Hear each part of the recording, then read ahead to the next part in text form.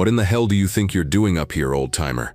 The voice, sharp and laced with irritation, cut through the low howl of the wind across the flight deck. Lieutenant Commander Avery, her flight suit crisp, her posture rigid, stared at the old man in the faded red coveralls. He stood near the silent, monolithic bulk of Catapult 1, an FA-18 Super Hornet chained to it like a slumbering beast. The man, Melvin Porter, was a fixture in the ship's underbelly. He managed the waste disposal and recycling plants, a ghost who haunted the lower decks, ensuring the complex ecosystem of the aircraft carrier USS Vigilance didn't choke on its own refuse. He was 78 years old, with hands like gnarled oak roots and eyes that seemed to hold the placid, deep gray of the ocean itself. He didn't flinch at the officer's tone. He simply stood, his gaze not on her but on the scene where the Catapult shuttle met the flight deck, as if listening to a conversation no one else could hear. "Chief, get your man out of a restricted area, now," Avery snapped, turning her glare on Chief Petty Officer Miller, who had escorted Melvin to the deck. Miller, a man whose face was a roadmap of 2 decades at sea, stood his ground. "Ma'am, with all due respect, Mr. Porter thinks he might know what the problem is." Avery let out a short, incredulous laugh. The sound was thin and brittle against the vastness of the sky. "He thinks he knows. Chief, my entire engineering team, the top aviation technicians in the fleet, and a live satellite link with Navcia have been troubleshooting this for 6 hours. The main steam valve is seized. The digital diagnostics are giving us nothing but error codes. We are dead in the water on our primary launch Catapult, and you bring me the garbage man." The insult hung in the air, thick and greasy as hydraulic fluid. Several members of the deck crew, their faces slick with sweat and frustration, shuffled their feet. They had been running diagnostics until their eyes burned. They had cross-referenced every manual, every update, every technical bulletin. Nothing. The carrier, a multi-billion-dollar projection of American power, was crippled by a single stubborn piece of machinery.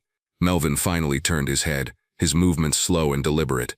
His eyes met Avery's, and for a moment, the sheer force of his calm seemed to unbalance her. He wasn't intimidated, he wasn't angry, he was simply present. "The pressure isn't equalizing on the launch valve accumulator," Melvin said. His voice was a low rumble weathered by time. "It's not a digital fault, it's mechanical. The system thinks it's working, but the steam is bleeding back into the condenser before it can build a full head." Avery stared, her mouth slightly agape. "And you know this how? Did you read it on a discarded coffee cup in the trash compactor?" The cruelty of the line was meant to dismiss him, to put him back in his place, but it didn't land. Melvin's expression didn't change. "I can hear it," he said simply. "Or rather, I can't hear it. There should be a low hum from the number 3 bleed line, a vibration. It's not there. The silence is the problem."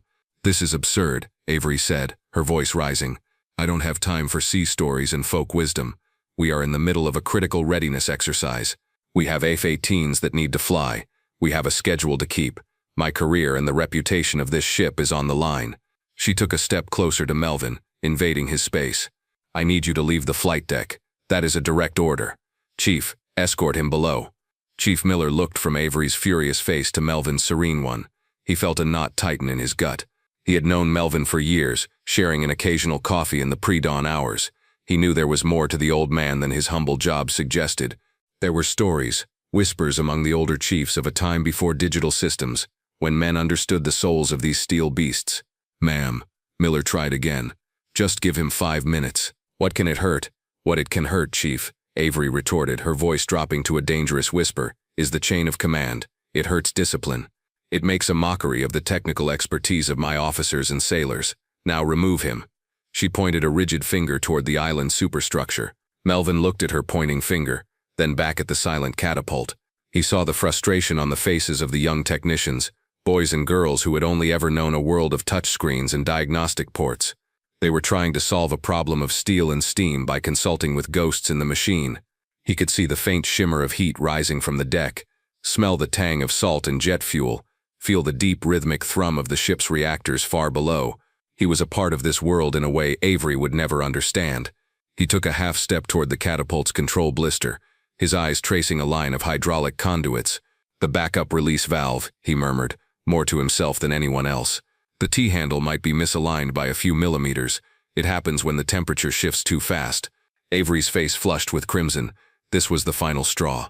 This old man, this janitor, was not only refusing a direct order but was now openly contradicting her team's findings in front of her crew. He was undermining her authority with every quiet word. She looked at his hands. They were stained with grease and grime, the knuckles swollen with age, the nails permanently darkened. They were the hands of a laborer, a man who worked with filth. The sight of them, so near her pristine billion-dollar aircraft, filled her with a strange, visceral disgust. "Security to the flight deck," she said, her voice cold and hard as steel, speaking into her radio. "I have an unauthorized civilian interfering with flight operations. Escort him off the deck. Now." As she stared at Melvin's old, weathered hands, a flicker of an image, sharp and vivid, cut through the present moment. It wasn't Melvin's memory, but the truth of his past, hanging unseen in the air between them. The image was of those same hands, 30 years younger, stronger, gliding over a massive sheet of drafting paper. They were covered not in grime but in graphite and ink. They held a slide rule with practiced ease, sketching the complex, intricate schematics for a revolutionary new steam catapult system, the very system now lying dormant at their feet. The hands weren't dirty. They were the hands of a creator, an architect of power. The memory faded, unseen, unheard, leaving only the biting wind and the rising toxic tension on the flight deck. The two security officers arrived, young, nervous, and armed. They saw the lieutenant commander, a figure of absolute authority, pointing at the quiet old man in the red coveralls. Their duty was clear. "Sir, you need to come with us," one of them said, his hand resting on Melvin's arm. Melvin didn't resist. He gave the catapult one last long look, like a doctor leaving a patient he knew he could save, and then turned to go. The humiliation was thick and suffocating. The eyes of the entire flight deck crew were on him, a mixture of pity, confusion, and scorn. He was being frog-marched away like a common trespasser. Chief Miller watched it happen, a hot, bitter anger rising in his throat. He saw Avery turn away, her back straight, already barking new orders at her beleaguered engineers. She had won. She had asserted her authority, and in doing so, Miller was certain she had doomed them all to failure. He couldn't stand it. He couldn't let it end this way. While all eyes were on the small, sad procession of Melvin and his security escort, Miller slipped away from the controlled chaos. He moved with a purpose that belied his age, ducking behind a row of parked aircraft, his boots clanging on the steel deck. He descended a ladder into the cavernous hangar bay, then another, moving deeper into the ship's labyrinthine corridors. He ignored the questioning looks of sailors he passed. He had one destination. He arrived at a small, out-of-the-way communications annex, a place reserved for non-urgent back-channel comms. He knew the Master Chief on duty, an old friend. "I need to make a call, Gunner," Miller said, his voice tight. "It's an emergency." The Master Chief nodded, pointing to a secure satellite phone terminal. "Go for it." Miller took a deep breath and punched in a number he hadn't dialed in 10 years, a number he knew from memory. It was a direct line to a senior office at the Naval Sea Systems Command headquarters in Washington, D.C. It was a number you only called if a ship was on fire or sinking. After 2 rings, a crisp voice answered. "Master Chief Petty Officer Stevens." "Gunner, it's Chief Miller on the Vigilance," Miller said, speaking fast. "Listen, I don't have time to explain. We've got a Category 1 failure on our main catapult. Been down for 6 hours. The engineers are stumped, but that's not why I'm calling. There's a man here, a civilian contractor. His name is Melvin Porter." There was a pause on the other end of the line. "Porter? Spell it. Porter. Melvin Porter." He knew what the problem was, just by listening to it. He tried to help, but the flight deck officer just had him arrested and taken off the deck. Miller could hear the faint sound of a keyboard clacking on the other end. He waited, his heart pounding a frantic rhythm against his ribs. He had just gone over an officer's head, violated every rule in the book. His career could be over. Then Master Chief Stevens's voice came back on the line, and all the crisp professionalism was gone. It was replaced by something else, something that sounded like pure, unadulterated shock. "Miller, where did you say this man Porter is right now?" "Being escorted off the flight deck, probably to the brig. The officer, a Lieutenant Commander Avery," she called him the garbage man. A sharp, explosive curse echoed down the satellite link from Washington. "Stay where you are, Chief," Stevens said, his voice now a blade of pure urgency. "Do not move. I have to make a call. God help us all." The line went dead. Inside a silent, climate-controlled office overlooking the Anacostia River, Master Chief Gunner Stevens stood frozen for a second before sprinting out of his cubicle. He didn't knock on the heavy mahogany door at the end of the hall. He burst through it. Admiral Thompson, a 4-star officer in charge of fleet readiness, looked up from a stack of reports, his face a thundercloud of annoyance at the intrusion. "Stevens, this had better be the start of World War III." "Sir, it might be worse," Stevens said, out of breath. He placed a hand on the Admiral's desk to steady himself. "I just got a call from the USS Vigilance. Their Catapult 1 is down. Hard, but sir, they have Melvin Porter on board." The Admiral's expression of anger dissolved, replaced by a slack-jawed disbelief. He slowly took off his reading glasses. "Melvin Porter? Are you sure? We lost track of him 20 years ago. The service records listed him as deceased 5 years back after a clerical error." "It's him, sir," Stevens confirmed. "He's working as a civilian contractor, in sanitation. The flight deck officer just had him arrested for interfering."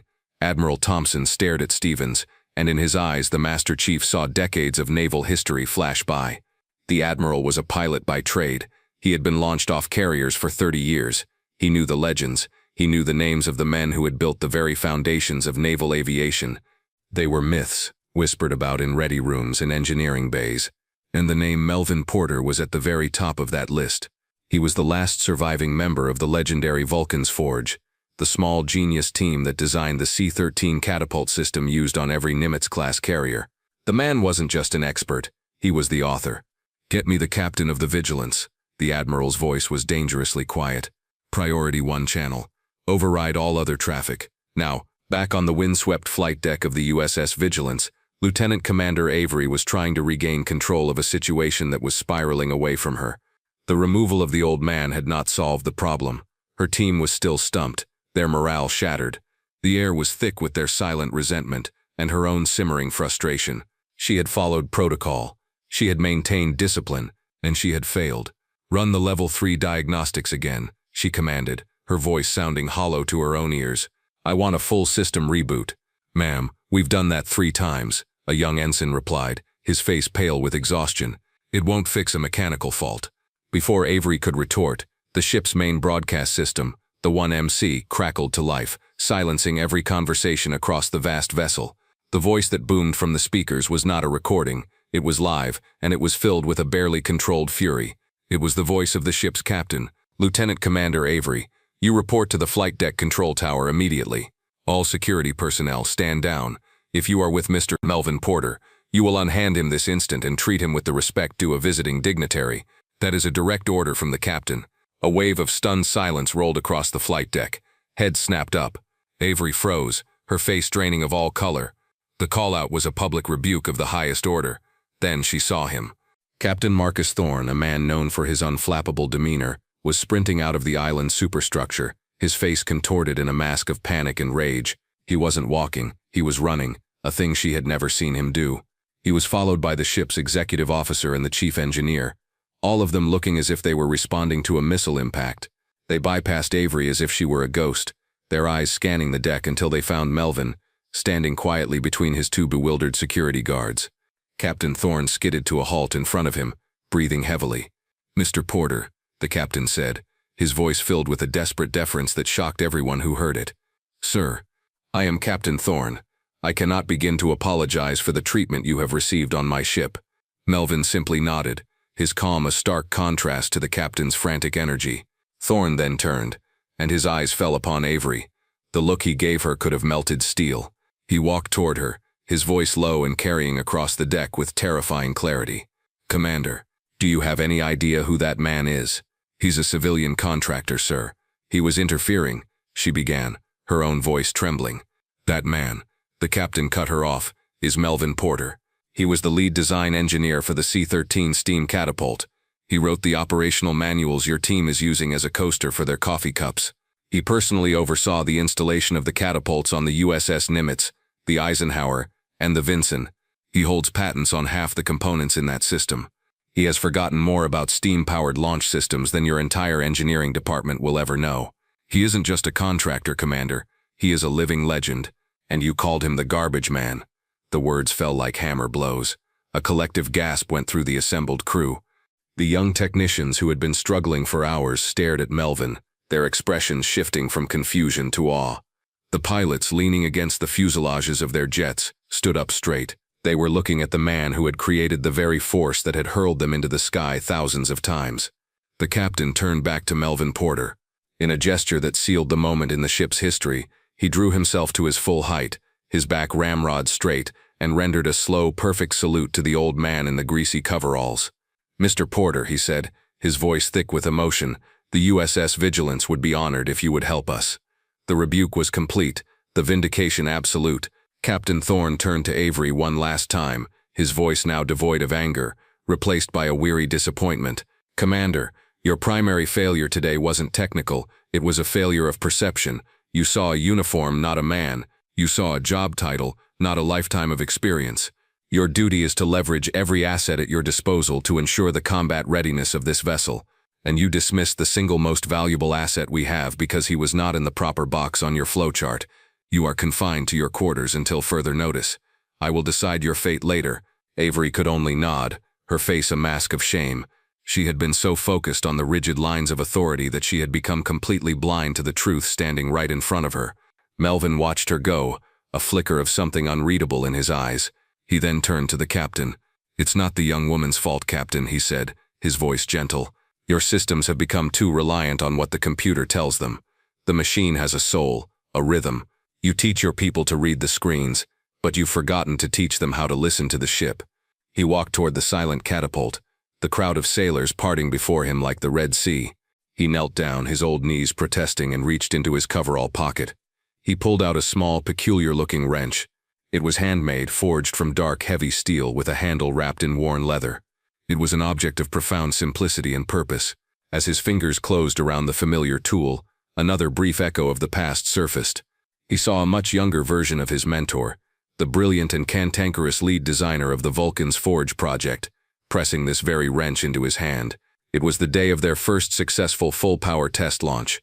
"The factory ones are all the same," his mentor had grumbled. "No feel to them. This one listens. It will tell you when the torque is just right. Don't ever lose it." He hadn't. For over 50 years it had been his constant companion, a key to unlocking the secrets of steel and steam. Ignoring the advanced diagnostic equipment arrayed around the catapult, Melvin laid a hand on the cold steel housing of the launch valve. He closed his eyes. The deck crew watched in hushed silence. He was like a physician examining a patient, feeling for a pulse, for the subtle signs of life or distress. He ran his stained fingers along a conduit, then tapped it lightly with the custom wrench. He leaned in, placing his ear against the metal. "There," he whispered. He stood up and pointed with the wrench. "It's the tertiary bypass governor. It's stuck open by a fraction of a hair. The sensors can't detect a fault that small, but it's enough to bleed off all your pressure." The chief engineer stared at the spot. "But that's a sealed unit, Mr. Porter. We'd have to disassemble the entire valve assembly to get to it. That would take 12 hours. "You don't need to disassemble it," Melvin said. He placed the head of his strange wrench on a specific bolt on the valve's housing, a bolt no one had paid any attention to. "Sometimes, you just need to remind it who's in charge." With a practiced fluid motion, he tapped the wrench 3 times. Not hard, but with a precise, resonant percussion. Clang, clang, clang, clang. The sound was sharp and clear in the sudden silence. For a moment, nothing happened. Then, deep within the complex machinery, there was a faint click, followed by a low, powerful hiss. It was the sound of thousands of pounds of steam pressure suddenly building, equalizing, coming to life. A collective sigh of relief went through the crowd. The digital readouts on the engineer's tablet, once a sea of red error messages, flashed green. All systems were nominal. Melvin straightened up, wiping his hands on a rag from his pocket. He gave the catapult a final, affectionate pat. "She's ready," he said to the captain. 10 minutes later, the crew of the USS Vigilance watched in reverent silence as the FA-18 Super Hornet was brought to full power. With a deafening roar and a cataclysmic cloud of steam, the catapult fired, slinging the 40,000-pound aircraft from a dead stop to 165 miles per hour in under 2 seconds. It soared into the sky, a perfect launch. A ragged cheer erupted across the flight deck. In the days that followed, the story of Melvin Porter spread through the fleet like wildfire. The Navy conducted a full review of the incident on the Vigilance. Lieutenant Commander Avery was not discharged, but she was reassigned. Her new duty was to lead a special task force charged with creating a new program, the Legacy Skills Initiative, designed to identify and document the institutional knowledge of veteran civilian contractors and retired personnel before it was lost forever. 2 weeks later, Avery, now in simple working khakis, found Melvin Porter in the ship's cavernous recycling center. The air was filled with the smell of pulped paper and the rhythmic clatter of machinery. He was showing a young seaman how to properly sort and process plastics. He saw Avery approach and simply nodded. "Mr. Porter," she began. her voice quiet and stripped of its former arrogance. "I wanted to apologize, not just for my actions but for my attitude. I was wrong. I was so focused on the book I forgot that people write the books." Melvin stopped his work and gave her his full attention. "The most complicated machine on this ship isn't the reactor or the catapult, Commander," he said kindly. "It's the crew. It's 1,000 people all working together. Sometimes the most important part isn't the one with the highest rank, it's the one that knows how to listen." He smiled, a rare and gentle thing. "You'll do fine with your new project. You're smart. Just remember to use your ears as much as your eyes." He then turned back to his work, leaving her with a lesson that would redefine the rest of her career. She watched him for a moment longer, the unassuming hero, the forgotten genius, quietly doing his job in the heart of the great steel ship he had helped to create. If you were moved by Melvin Porter's story of quiet dignity and hidden genius, show your support by liking this video. Subscribe to Veteran Valor for more stories like this, and share it with someone who appreciates the unassuming heroes who walk among us every day.